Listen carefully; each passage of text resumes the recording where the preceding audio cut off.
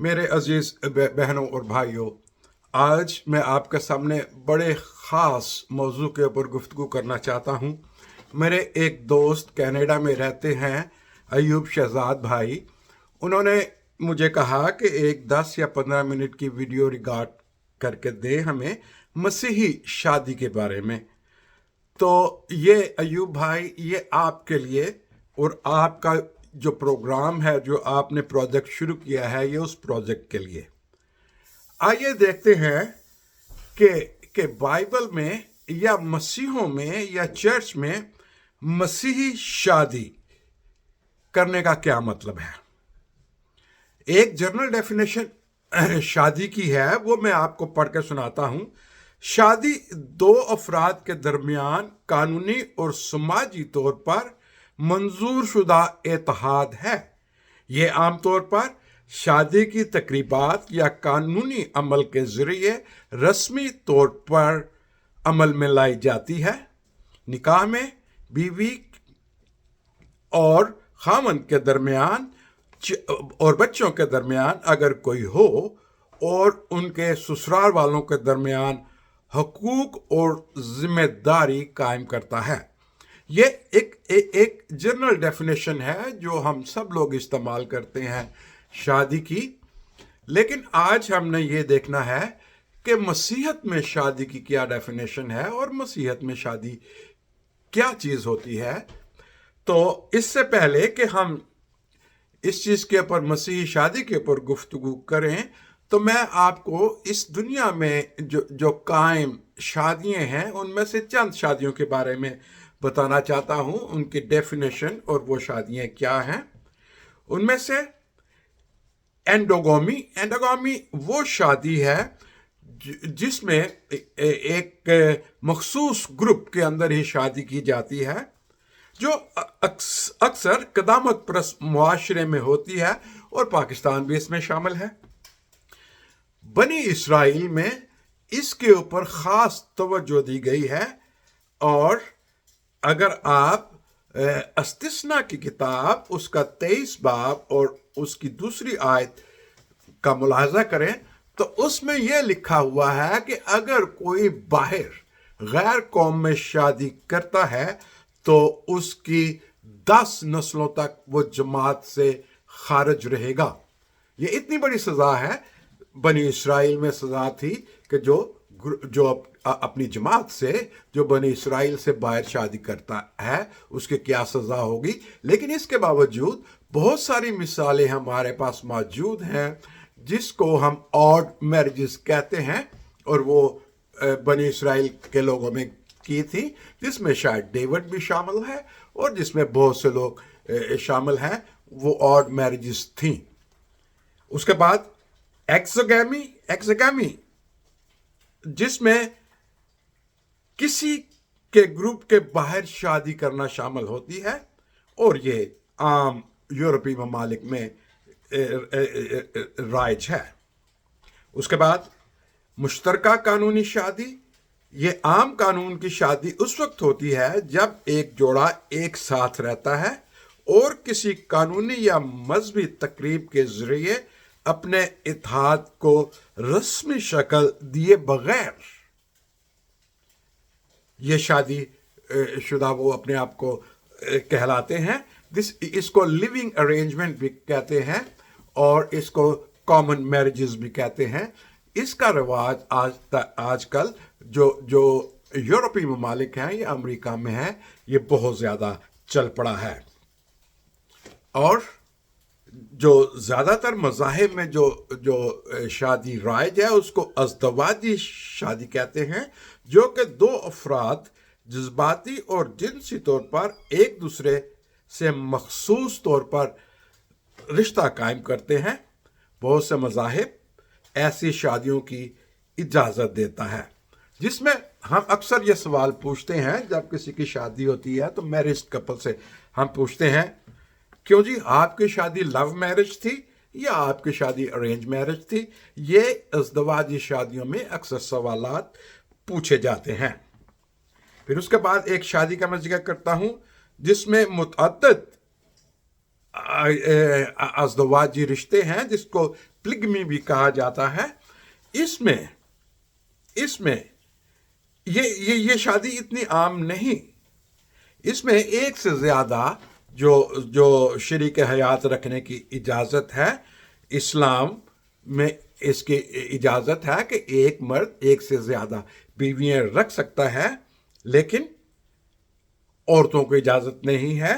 جب عورتوں کو اجازت جن قبائل میں یا جن ملکوں میں یا جن مذاہب میں دی جاتی ہے، اس کو پولی اینڈری کہتے ہیں، کہ بیوی ایک سے زیادہ خاوند رکھ سکتی ہے. یہ انڈیا میں اور افریقہ کے بہت سے قبائل میں یہ بہت عام رواج ہے.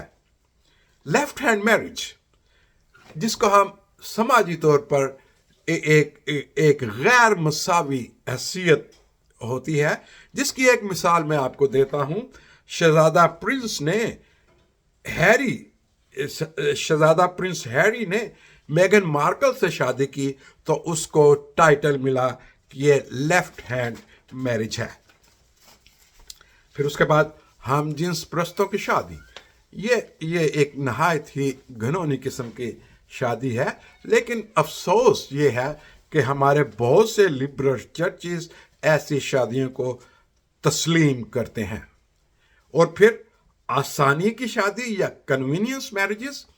یہ کنوینئنس میرجز وہ ہیں جب مثال کے طور پہ کسی نے انگلینڈ میں، کسی نے امریکہ میں، کسی نے کینیڈا میں امیگریشن لینی ہو تو وہ ڈھونڈتے ہیں کہ ہمیں کوئی نیشنل اس ملک کا ملے، ہم اس سے شادی کریں، اور پھر اس لحاظ سے جو شادی کرنے والا شخص ہے وہ اس ملک کا اس کو ویزا یا امیگریشن مل جاتی ہے. یہ کنوینئنس میرجز کہلاتی ہیں. زومبی شادی ہیں. زومبی شادی وہ ہے جس میں نہ بیوی میں نہ میاں میں کسی قسم کی کوئی محبت نہیں ہوتی. وہ مجبوری کے تحت ایک دوسرے کے ساتھ رہتے ہیں، جیسے کہ زومبی بن کر چھپ چھپا کر مجبوری میں اکٹھا رہتے ہیں. یہ ایک خطرناک قسم کی شادی ہے. گروپ میرج بہت کم پائی جاتی ہے، قبائلی علاقوں میں ایسی شادیاں پائی جاتی ہیں. اس کے بعد آخر میں ایک شادی کی مثال دوں گا، مقررہ وقت کی شادی. اس میں یہ بہت عام شادی نہیں ہے، لیکن کچھ ملکوں میں یا کچھ قبائل میں یہ شادی کی اجازت ہے، جیسے ایران میں متع کی اجازت ہے.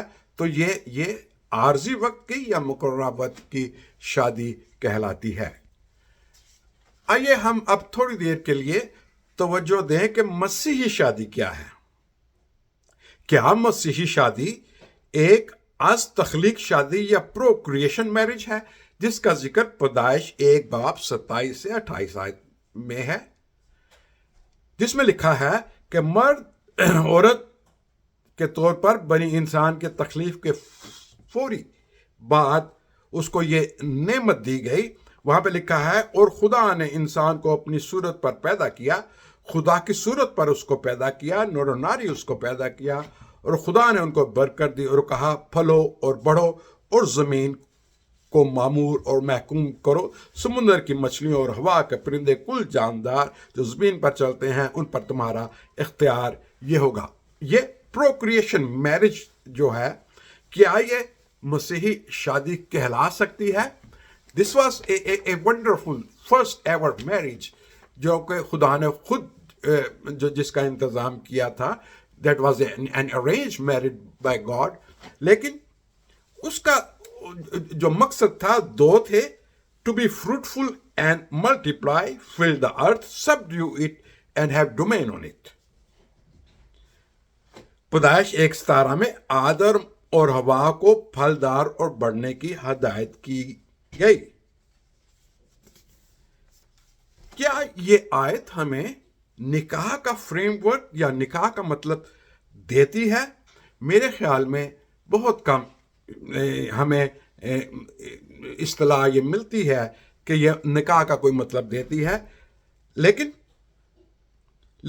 جب خدا یہ کہتا ہے کہ بی فروٹفل کا کیا مطلب ہے؟ فروٹفل کا مطلب ہے، فروٹفل کی اصطلاح جو ہے وہ روحانی طور پر خوشحال زندگی گزارنے کو جو اچھے کاموں میں اور خدا کی تعلیمات کے مطابق ہوں ان کو پھیلانے میں مدد ملتی ہے۔ جی ہاں، ہم سنتے ہیں کہ آدم اور حوا کی شادی تھی اور خدا نے خود ان کو جوڑا تھا، مگر یہ شادی فیلئر بن گئی جب آدم اور حوا نے گناہ کیا، پھل کھایا، اور وہ شادی صرف پھر ملٹی پلائی ہی رہ گئی کہ تم نے بچے پیدا کرنے ہیں اور نسل کو آگے بڑھانا ہے۔ اور بہت لوگ مذاق میں یہ کہتے ہیں کہ وہ شادی اس لیے فیلئر تھی because it was an arranged marriage. چلے، یہ ہم تسلیم کرتے ہیں۔ تو پھر ان تمام شادیوں کا جس کا میں نے پہلے ذکر کیا ہے، ان کی ڈیفینیشن، یہ جو رائج شادیاں ہیں، ان کے علاوہ مسیحی شادی کیا ہے؟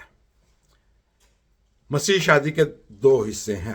پہلا، خدا کے سامنے عہد یا خدا کے ساتھ عہد۔ نو، لیٹ می ریپیٹ اٹ۔ خدا کے سامنے عہد یا خدا کے ساتھ عہد۔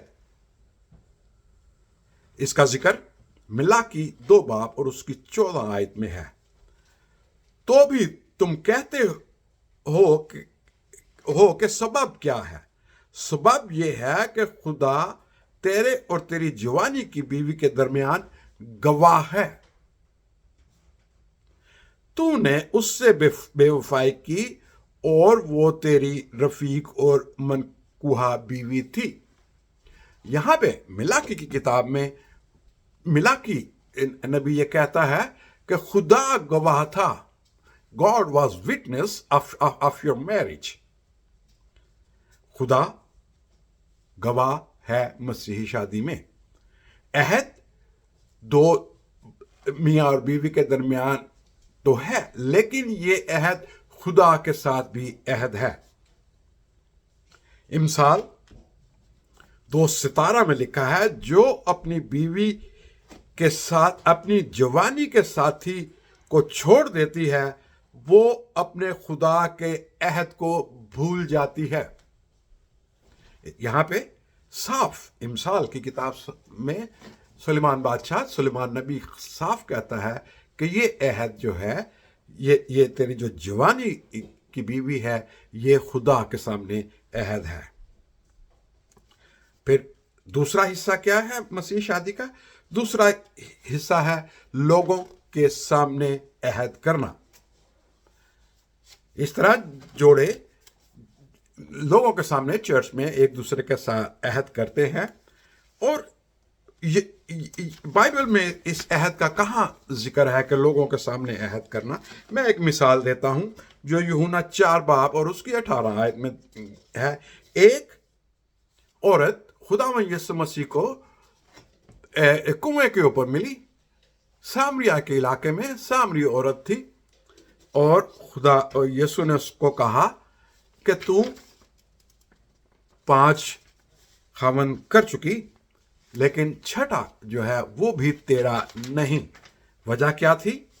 کہ اس نے اقرار نہیں کیا تھا کسی بھی خاوند کا یا اس چھٹے خاوند کا جس کے ساتھ وہ رہ رہی تھی۔ تو خداوند یسوع مسیح نے اس کو شادی یا اس کا خاوند ماننے سے انکار کیا۔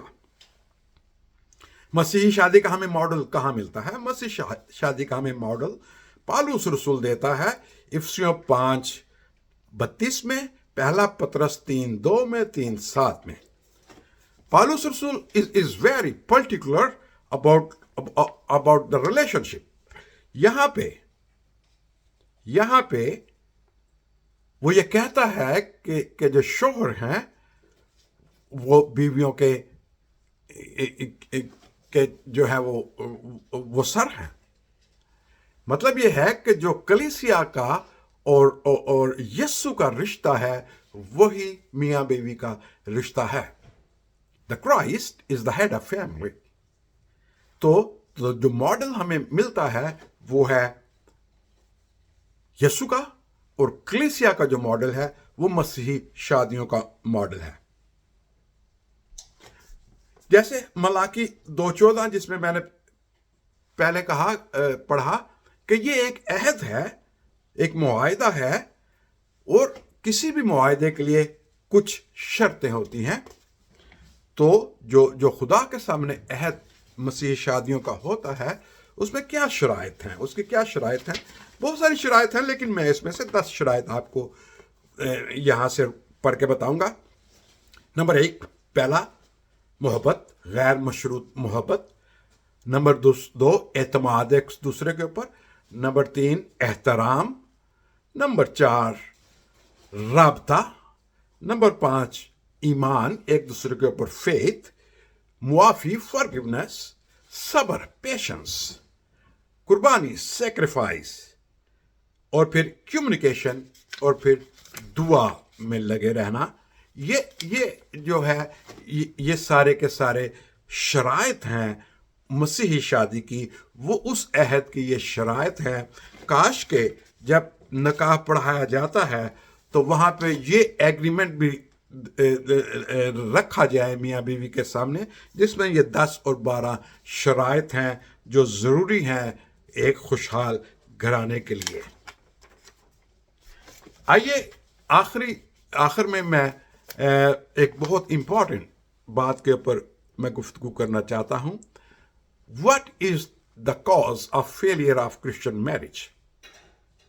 सबसे बड़ी कॉज शादी से बाहर जिनसी ताल्लुकात हैं। इसके लिए पौलुस रसूल बहुत पर्टिकुलर है। वो बहुत सख्त अल्फाज इस्तेमाल करता है। इब्रानियों 13 बाब और 4 आयत में शादी सबके दरमियान एहतराम का साथ हो और शादी के बिस्तर को नापाक ना किया जाए, क्योंकि खुदा जिनसी तौर पर गैर इखलाकी बातें करने वालों का खुद फैसला करेगा। सो Paul is particular. सो हमने देखना है कि मसीह शादियां नाकाम क्यों होती हैं। एक्स्ट्रा मैरिटल रिलेशनशिप की वजह से ये शादियां नाकाम होती हैं। यकीनन हम एक गिरती हुई दुनिया में रहते हैं और मसीही भी अपनी शादियों से अक्सर परेशान हो जाते हैं, लेकिन तमाम मुश्किलात के बावजूद मसीही शादी में दोनों शराकतदारों को अपनी शादी में अपनी शादी को मसीह के सामने पेश करना है। और जब हम ये कहते हैं कि ये खुदा के साथ अहद है, तो फिर हमें इस अहद में ईमानदार रहने की ज़रूरत है। Thank you very much and have a nice day.